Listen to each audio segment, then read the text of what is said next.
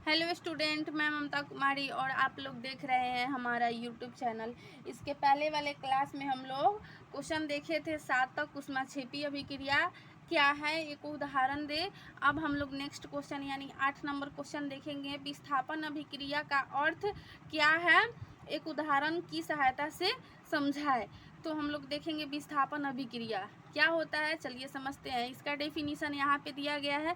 वैसी रासायनिक अभिक्रिया जिसमें किसी यौगिक में उपस्थित परमाणु या परमाणुओं के समूह को दूसरे परमाणु द्वारा विस्थापन कर दिया जाता है, मतलब एक जगह से दूसरे जगह विस्थापित कर दिया जाता है, बैठा दिया जाता है, उसको हम लोग विस्थापन अभिक्रिया कहते हैं। जैसे एग्जाम्पल यहाँ पे फेरस है Fe+COSO4, इसको हम लोग अभिक्रिया कराए हैं, विस्थापन अभिक्रिया कराए हैं। तो Fe जो है वो SO4 के साथ ऐड हो गया है और यहाँ पे Cu होगा, CuSO4, और ये कॉपर जो है ये हम लोग का अलग मिल गया है। यानी फेरस को हम लोग CuSO4 के साथ अभिक्रिया कराए हैं तो फेरस सल्फेट मिल गया है, यानी FeSO4 के साथ ऐड हो गया है, विस्थापित हो गया है, बैठ गया है और कॉपर अलग हो गया है। इसी को हम लोग विस्थापन अभिक्रिया कहेंगे। नेक्स्ट क्वेश्चन 9 नंबर क्वेश्चन हम लोग का है द्विविस्थापन अभिक्रियाएं क्या है, उदाहरण के साथ देकर समझाए। तो द्विविस्थापन अभिक्रिया क्या होता है, यहाँ पे डेफिनेशन दिया गया है द्विविस्थापन अभिक्रिया का। वैसी रासायनिक अभिक्रिया जिसमें दो यौगिक अपने आयनों का विनिमय या आदान प्रदान करके दो नए यौगिक का निर्माण करते हैं, यानी आदान प्रदान देकर और लेकर दो नए यौगिक का निर्माण करते हैं, द्विविस्थापन अभिक्रिया कहलाती है। एग्जाम्पल इसका यहाँ पे दिया गया है, जैसे NaCl यानी नमक का ये फॉर्मूला है NaCl + AgNO3, इसको हम लोग अभिक्रिया कराए हैं। तो ये दोनों जो है यौगिक अपने आयन का आदान प्रदान किया है। इसमें आयन इसका NaNO3, इसमें ये इसका आयन है और इसमें ये NaCl। देखिए यहाँ पे सोडियम जो है वो NO3 के साथ ऐड हो गया है और ये कैल्शियम जो है Ag के साथ ऐड हो गया है, यानी इसका जो आयन है इसके आयन के साथ और इसका जो आयन है वो इस आयन के साथ ऐड हो गया है। इसी को हम लोग द्विविस्थापन अभिक्रिया कहेंगे। इसमें दो यौगिक है, ये अपने आयन का आदान प्रदान करके दो नए यौगिक का निर्माण कर रहा है, इसी को हम लोग द्विविस्थापन अभिक्रिया कहेंगे।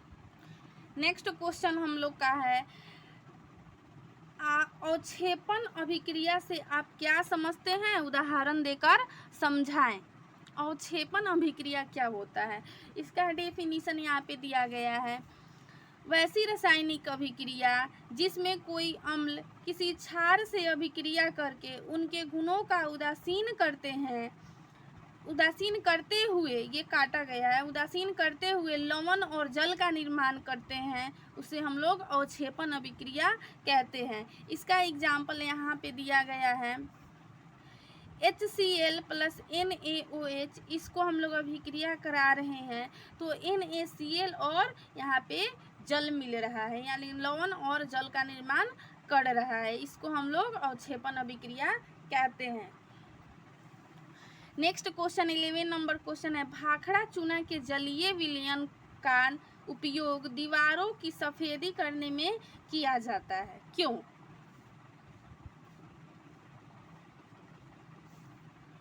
भाखड़ा चूना के जलीय विलयन का उपयोग दीवारों के सफेदी करने में किया जाता है, क्यों। इसका आंसर यहाँ पे दिया गया है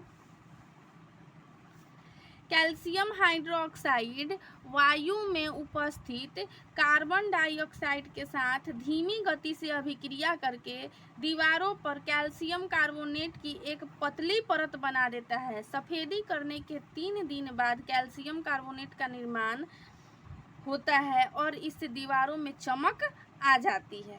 ठीक है, भाखड़ा चूना के जलीय विलयन का उपयोग दीवारों की सफेदी करने में क्यों किया जाता है, तो इसका डेफिनेशन यहाँ पे इसका आंसर दे दिया गया है कि कैल्शियम हाइड्रोक्साइड वायु में उपस्थित कार्बन डाइऑक्साइड के साथ धीमी गति से अभिक्रिया करके ठीक है, बहुत धीमी गति से अभिक्रिया करके दीवारों पर कैल्शियम कार्बोनेट की एक पतली परत बना देती है।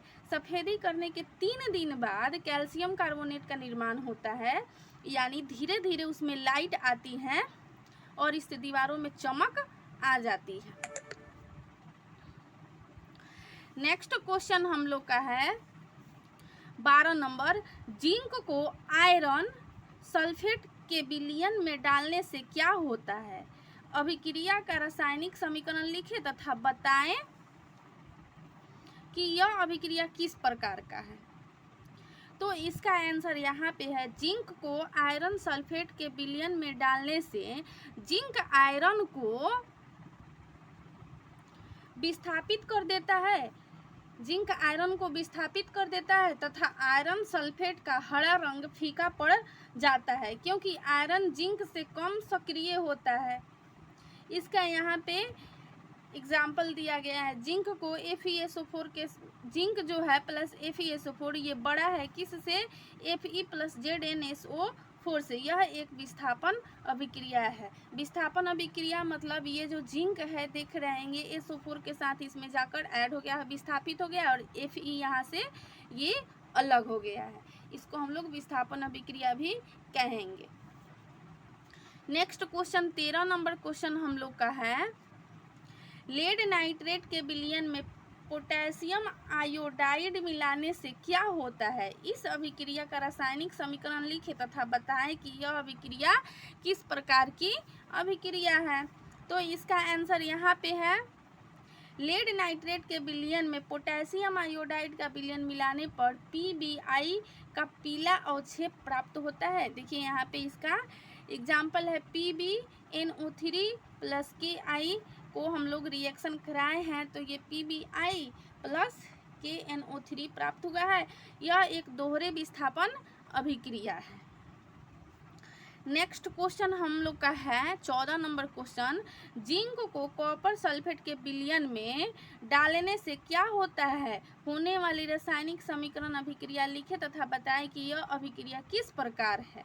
तो इसका आंसर है, जिंक धातु की पट्टी की कॉपर सल्फेट के विलयन में डालने से जिंक की पट्टी पर लाल भूरा परत जमा हो जाता है और कॉपर सल्फेट का गहरा नीला रंग जिंक सल्फेट बनने के कारण रंगहीन हो जाता है।